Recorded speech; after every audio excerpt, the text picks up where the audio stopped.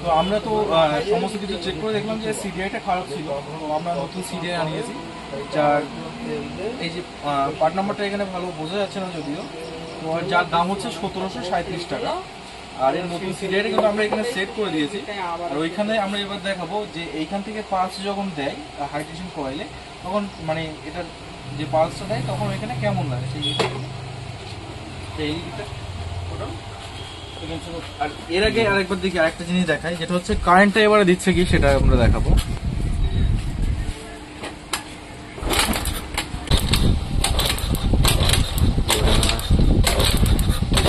একদম সুন্দর কারেন্ট দিচ্ছে। আরেকটা জিনিস দেখাবো, যেটা হচ্ছে কারেন্ট না দিলে আমরা সেটা এই মাল থেকে কিভাবে বুঝবো, মিটার ছাড়াই। এটা হচ্ছে আমাদের মেন লাইন, আর এটা হচ্ছে মাইনাস নেগেটিভ লাইন। এবারে কিকটা মানুষ